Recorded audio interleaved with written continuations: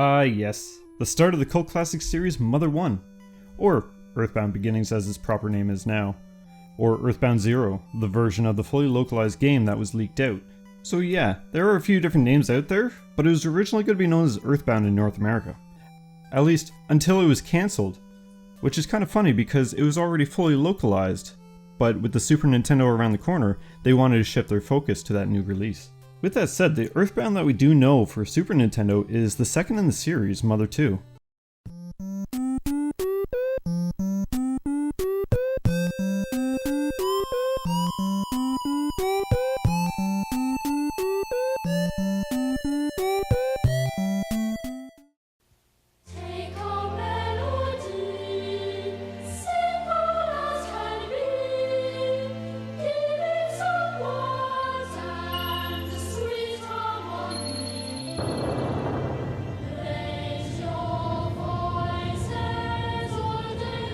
エンディングまで泣くんじゃない。名作保証マザーついに大完成。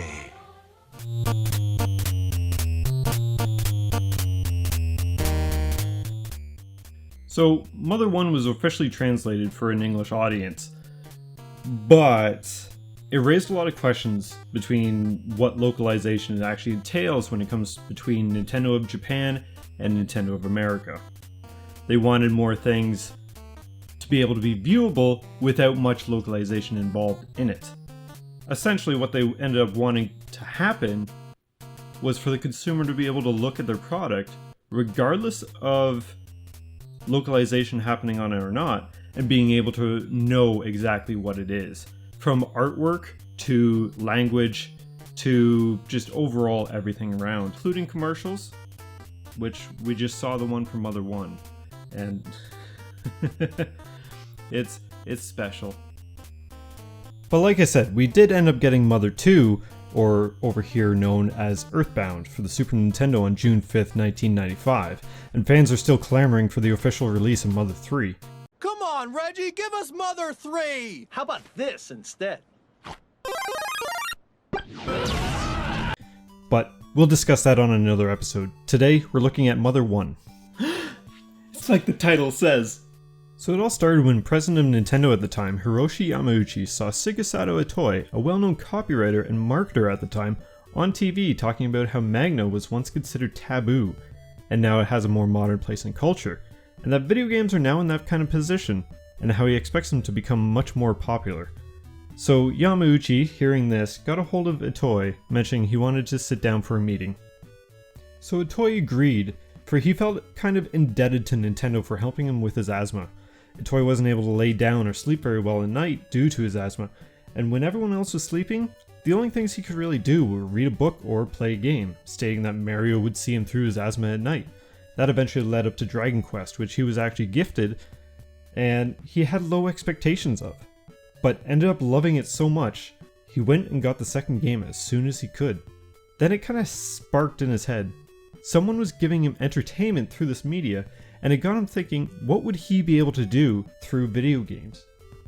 So Yamauchi and Itoi ended up sitting down for their meeting, where Yamauchi actually wanted his thoughts on the game, which in turn led to other discussions. Eventually they ended up being joined by Mario creator Shigeru Miyamoto, and in the end, Itoi and Miyamoto became pretty close and really hit it off. So Itoi thought it would be a great idea and great opportunity to pull out his notepad and pitch his idea for a game, a more modern take on an RPG that would turn things on its head. Things like having a non-heroic-like character who suffers from asthma and whose dad was never around, similar to how Itoi ended up growing up in life. Itoi was expecting Miyamoto to be jumping from his chair. Instead, the conversation just stopped at Miyamoto asking how serious Itoi was. How much effort was Itoi willing to show for this? Essentially crushing his newfound dream, Miyamoto did eventually mention that he would look into what it takes to put together a team for him. But for Itoi, the lack of interest shown to him and his idea told him that they were just being nice. Afterwards, Itoi felt let down, and depression hit him hard. So hard, before he even got on the bullet train back to Tokyo, he was in tears. But in the end, it was clearly made. During Miyamoto's and Itoi's next meeting, Miyamoto brought him documentation from a text adventure game that they had laying around at Nintendo. outlining all sorts of details about the actual game design process, what was involved and all that kind of stuff. And he asked Itoy to make himself a copy for what Mother would eventually turn into. He also went on to reiterate all the effort and details that need to be done in order for this to actually come to fruition. And Miyamoto also explained that he doesn't think Itoy, with his busy workload, has the availability required to do this actual project. But to Miyamoto's surprise, Itoy ended up reducing his workload quite significantly so he could actually work on Mother 1 with the team and show his actual dedication. So Itoy ended up writing up a script, got together with Miyamoto and this team that they were going to be working with at some kind of restaurant, sharing a meal, and the team actually thought that this was going to be the last time that they saw Itoy. So Itoy went over all the details on what he wants to create, and the style of game, the story, and all that kind of stuff. And the team was actually quite surprised because he ended up going there almost every single night to help work on the project in ways that he knew of. He didn't know how to code or any of this kind of stuff, but he did know design from his previous works and all that kind of stuff. So he helped out a lot more than the team actually expected and were greatly appreciative about it. So of course they needed a title for their game, the word Mothership being the inspiration for that. Among other things, of course, they settled on the name Mother. Finally, it was released for the Famicom in Japan only, July 27th, 1989, where it became the 6th best-selling game of the year, selling around 400,000 copies. Coined as a satire of the Dragon Quest series, succeeding in turning the genre on its head. And I mean, yeah, it kind of looks like Dragon Quest, just in its presentation. Outside of Japan, we never got an official release, at least until June 14th, 2015, when it came out on the Wii U Virtual Console, and now it just released on the Nintendo Switch Online service. So let's get into the meat of the story, and of course, talking about the story, there's going to be spoilers. So I'll leave a timestamp in the description below, where you can just skip to the actual criticism of the game itself, see if it's worth your time or not. But up next, spoilers ahead. You've been warned.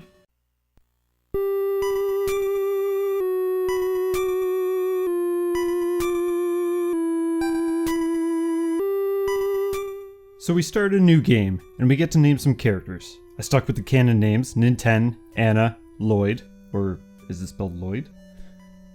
I've seen both used now, and Teddy. We get a bit of a wall of text giving us a brief background of the events that led up to the present.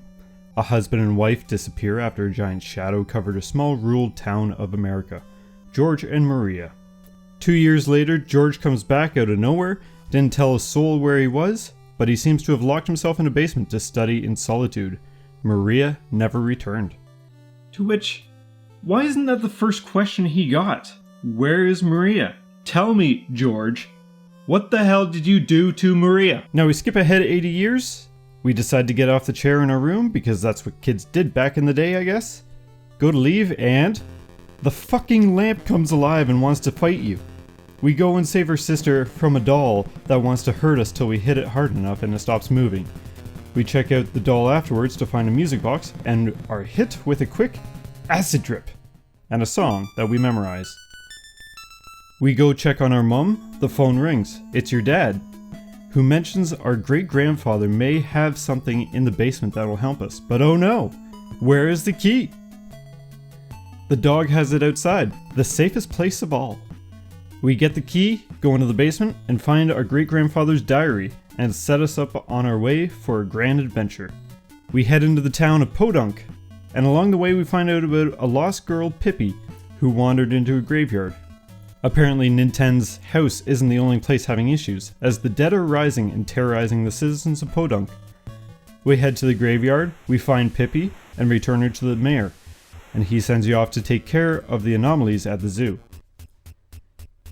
Fighting through various animals and an open-mouthed Wally, we come across the zoo's main building, where we find a strange capsule-looking thing holding a Starman Jr., the first of a few Starmen we will encounter. We smash him out of existence, and the zoo returns back to normal, stopping to visit the singing monkey with another acid trip melody.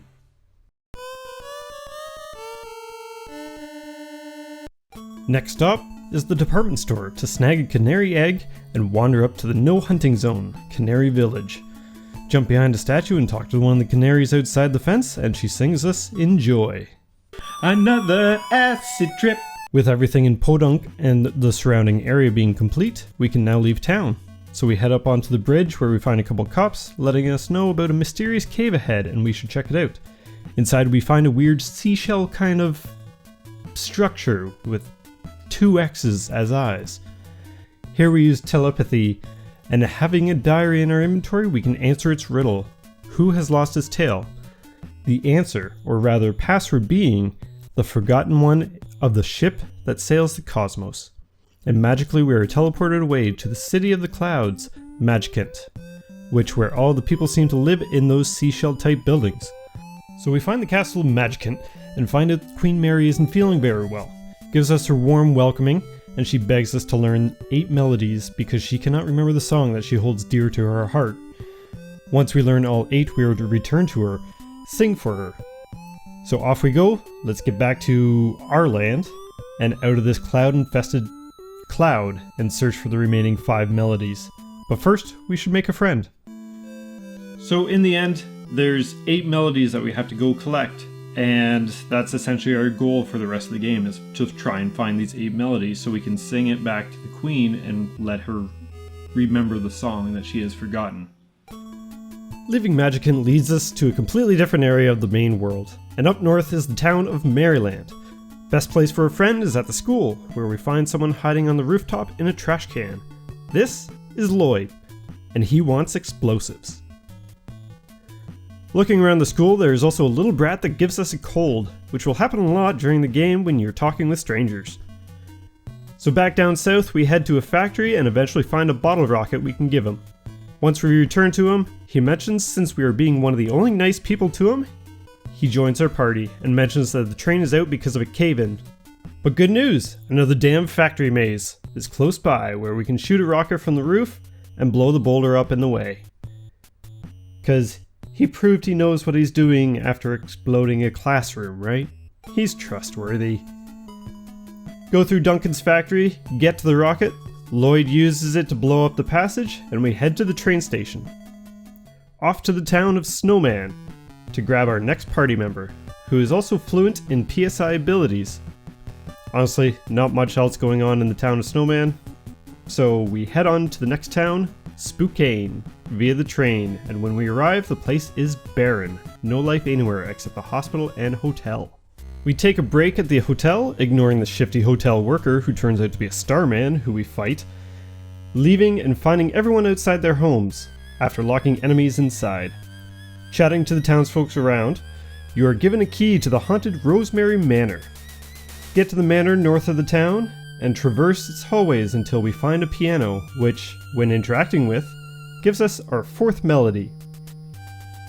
We leave by the train and head to the first train station we've actually been to, just north of Marysville, heading east to the desert the rest of the way to find a man selling plane rides.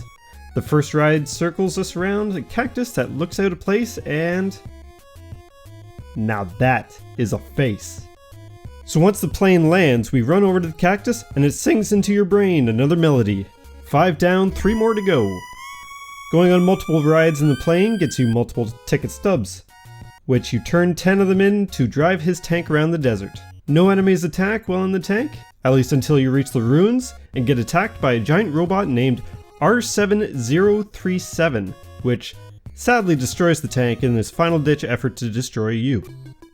And in turn, explodes himself. We enter the ruins to find it's a giant underground cave full of monkeys. But not only monkeys, but liar monkeys. This area is essentially useless aside from finding some items around, but at the end of it is another seashell for Magicant. No point in being in Magicant at the moment, but since we're here, and hopefully over level 25, we can wake up the dragon that dwells along the path to the real world, to which, in its defeat, sings you a somber tune that makes 6 of the 8 melodies gathered. Exiting Magicant, we are in a new place once again. Heading southeast, we come across a town full of children called Youngtown, where all the adults have gone missing and kids are crying a lot. Exploring the houses and chatting with a few people, we will find out about a baby with mystical powers. We find the baby, use telepathy on the baby, and learn how to teleport. Probably the most important PSI ability in the game. Holy Christ. So quick fast action rundown. We run through a swamp, that somehow Pippi is in a house by herself for healing. Hike through some grassy paths and eventually end up in the town of LA. The town is full of the Blah Blah Gang, or the BB Gang for short, who, if you talk with any of the members, will result in a fight. This town also has a live music stage, which at the door is the owner of the tank we borrowed and destroyed. Pay him off and go in. The group hops on stage and does a little song and dance.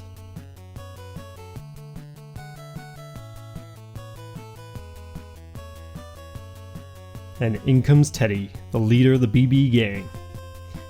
Says we have a nice song, then accuses us of beating up his friends, which, yeah, that's fair, we kinda did. So we fight Teddy on stage. Once defeated, he says that we are super strong and he will replace the weakling in the group, Lloyd, and mentions he's seeking vengeance for his parents on the top of the mountain.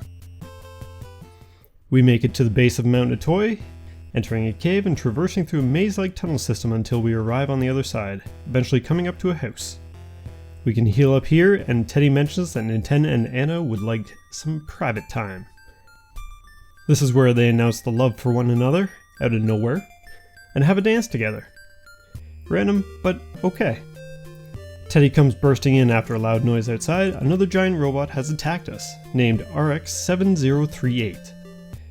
We end up being defeated by it, and then hear a loud blast. He may be weak, but he sure knows his way around a machine. In comes Lloyd with a tank and blasts the robot away, leaving Teddy severely injured.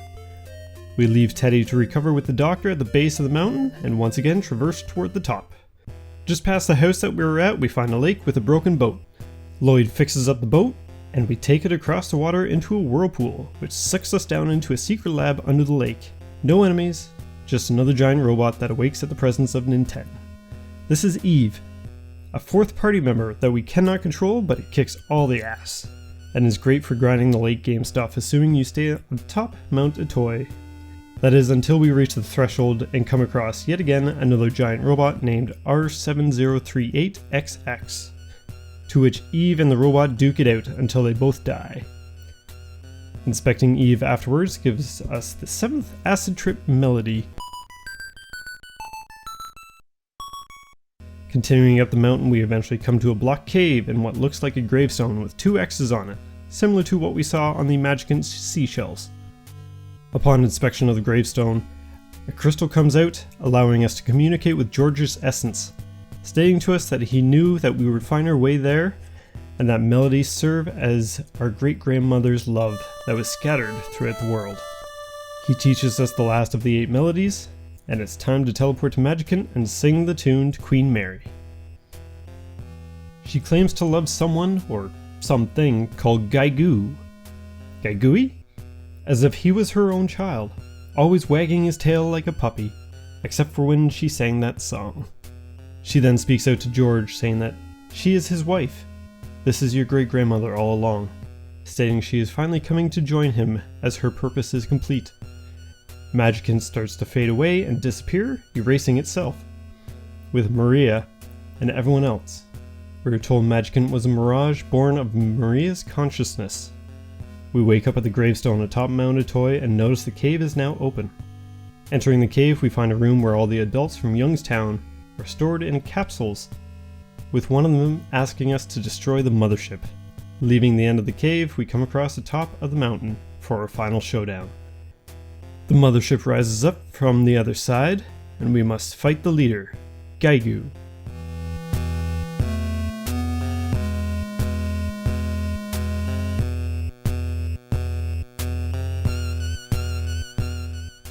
There is no fighting on our part. We must withstand the blows he does. Gaigu states he is grateful for our family, and that George and Maria raised him. But his vendetta against the human race is because George stole important information that he could be used against his people, presumably PSI. Claims that Ninten is now obstructing their plans, using said powers, and he must be stopped, and we should all go home and perish along with the rest of the ugly Earth people. He's willing to save Ninten if he just boards the mothership, but Ninten refuses. The group starts slowly getting the song from the melodies out, the song Maria claimed Gaigu hated. When we finally get all the pieces of the melody out, Gaigu hops back into the mothership and takes off, presumably to his home planet, claiming it's impossible that what we have done to him, and he will return one day to get what he is owed. With the world saved, we can go home.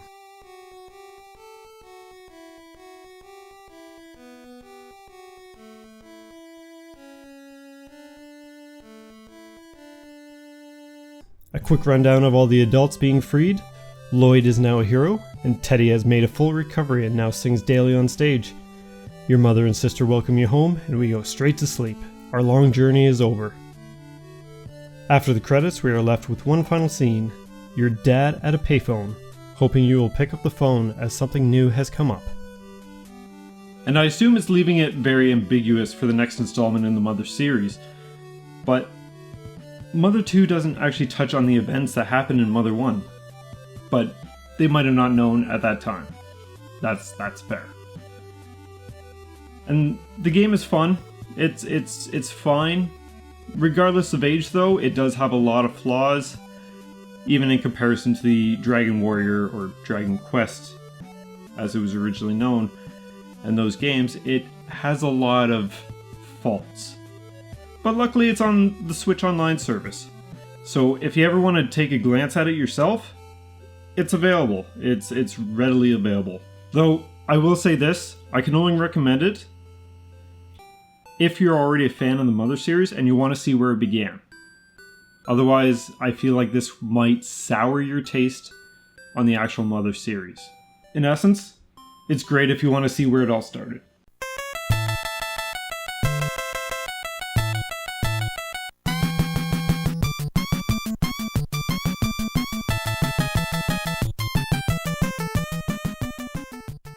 Gameplay-wise, it's pretty normal in all honesty.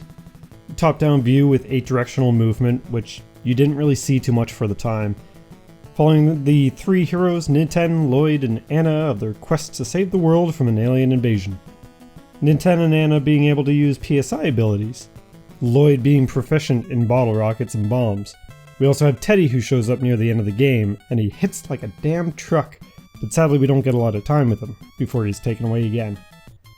Combat-wise, it's very similar to Dragon Quest. Turn-based battles, few spells, and some status effects tossed in for good measure.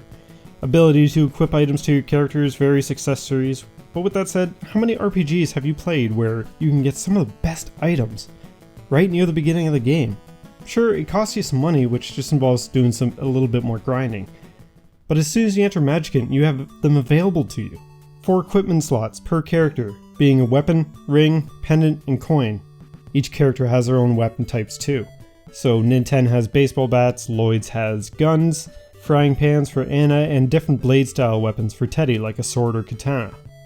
And where the best weapons aren't available at the beginning of the game, not too far off the beginning of the game is the second best weapon that is equipable for every character. And it's actually in the second city, Maryville, which is the boomerang.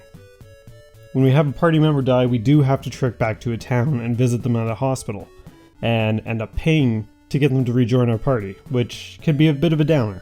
Or you can do what I did and go to Magicant where I don't have to pay a dime. But this also involves a decent trip back to where we were. There is a PSI ability called Super Healing, which will revive a fallen ally to full health, but it's obtained much later on. A lot of battles ended up with Ninten casting defense upon all members, Anna casting PSI shield to everyone, and then attack, only healing when required with Anna.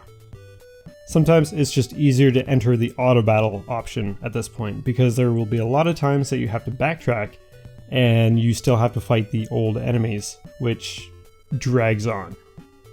There's also a little item called the Franklin Badge, which you should always have on Ninten or Anna, or both if you find the second one in Duncan's factory, which is honestly a good idea since they are both PSI users, easier to heal and get out of sticky situations, especially when you have PSI Beam Gamma used against you, which is usually a one-hit kill, and it'll reflect it back to the enemy, which granted, a lot of the times the enemy doesn't get affected by their own spell, but in this case, it's good regardless, because it saves you from that one shot.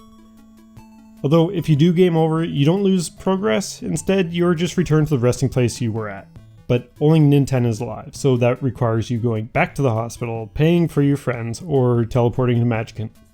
Enemy types do get a little old after a while of seeing the same group together while in the area for a long time, like the factories or Mount Atoy. Hippies, psycho cars, and trucks that cause asthma for Nintendo, robots, Wily, stray dogs, elephants, and gorillas, all very unique in their own way. The battle music is on point too. Again, can get repetitive, but at the same time show me a game that that's not the case. In fact, the soundtrack overall is actually pretty good. But of course, there's negatives that can leave a huge impact on your actual enjoyment of the game, such as balance. Where is the balance in this game? I mean, yes, it is an older game. That's fair. The original Final Fantasy didn't have great balance. But in comparison to this game will kick your ass the minute you step out the door. These enemies will kick your ass, and there's nothing you can do about it except try and get further into the first city we encounter, Podunk. I repeatedly died along the way, starting off mainly due to critical hits known as smash hits. This should set pace for how much grinding that will be required for this game. This goes for pretty much every area that you go into. Grind till you're strong enough, then complete the objective of the area, move on to the next, and repeat. Having the other party members help a lot, however, and big however, it doesn't matter what level you are, whether you're level 1, 30, or 99, when you recruit a new party member, they will always start at level 1. Meaning that you will have to grind them up as well to the point where they can withstand the hits of the current area you are in. It can be super tedious, especially when you need a fairly new party member in your group to be able to interact with some kind of object, such as your goal. Especially when they start out at level 1. It is asinine. It is brutal at times. And no, I'm not saying that because I'm salty. No, not at all. Who's in place now? But you want to know one thing that is super tedious and coincides with backtracking quite a bit? It's the damn blasted, buggering, God-forsaking random encounters.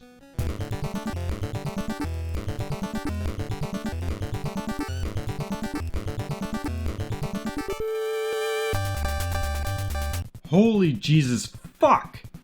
Are there random encounters every single damn step? The amount of times that I finished a battle and instantly went into a new one because of a damn random encounter. And the game seems to have 2 modes. Everything dies through a one shot, or 2, you get your ass on a platter. One thing that is kind of nice, we do have an auto battler. So we can activate that as soon as we enter a battle, and it'll fight it for you. Won't be smart, but when you're backtracking in old areas that you know that you can one-shot everything, at least the auto battler will just take care of it. You can check your phone or whatever, because Jesus Christ. And while random encounters are way too often, you still end up having to grind more just to survive, leading to a balancing issue throughout the game. But nowhere, and I mean nowhere, has a bigger balancing issue than Mount Atoy.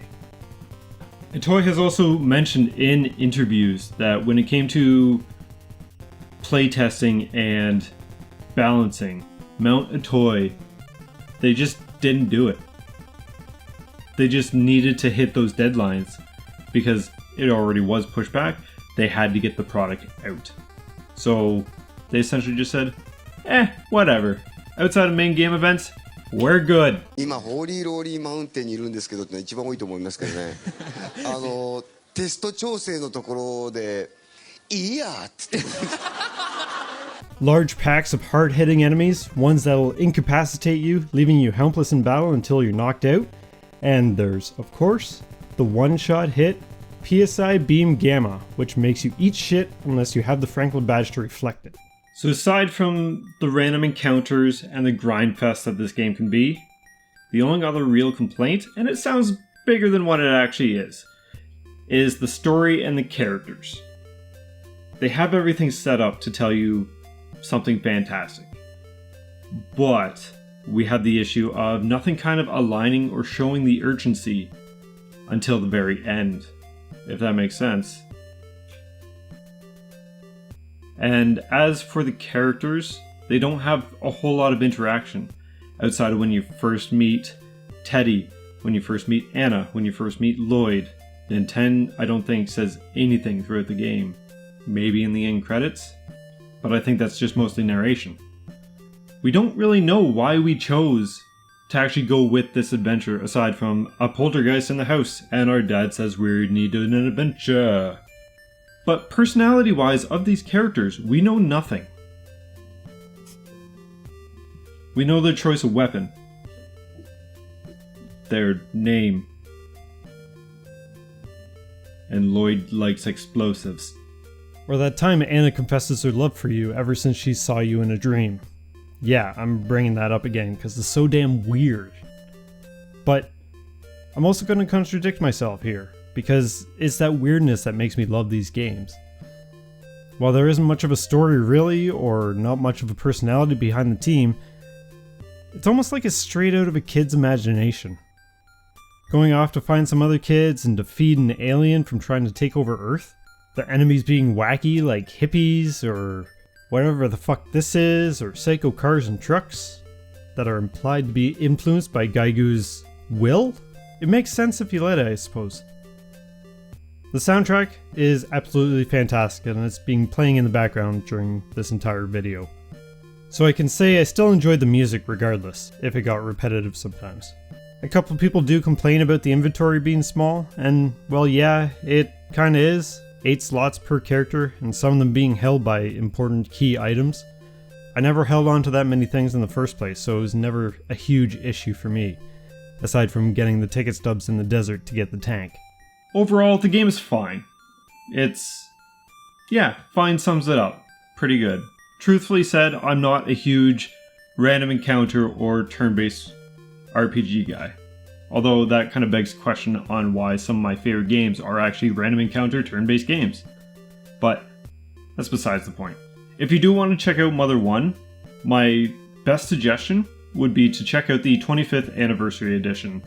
It's a ROM hack based on the Game Boy Advance version. And it just overall is a lot of quality of life improvements. Everything has been tweaked to make it much more forgiving.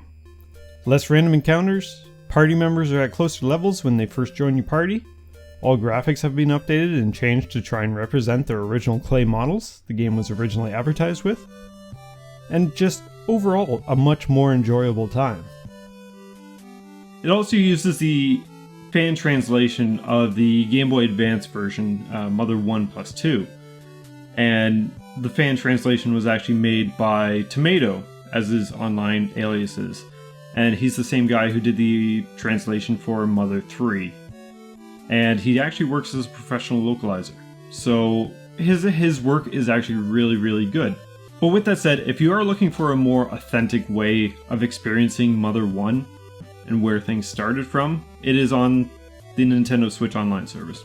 Again, I know I've said it multiple times, but it's just nice that we actually got an official release twice.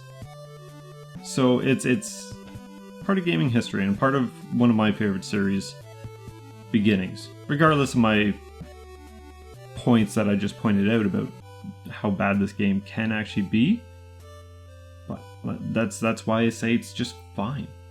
But I think that's it for this video retrospective on Earthbound Beginnings, or again, Mother 1, or Earthbound Zero, or the original named Earthbound. And if you can look past a lot of the sharp edges and rough exterior, it's a good time. If you can look through it. Anyways, I've been Blindstone, and we'll see you next time.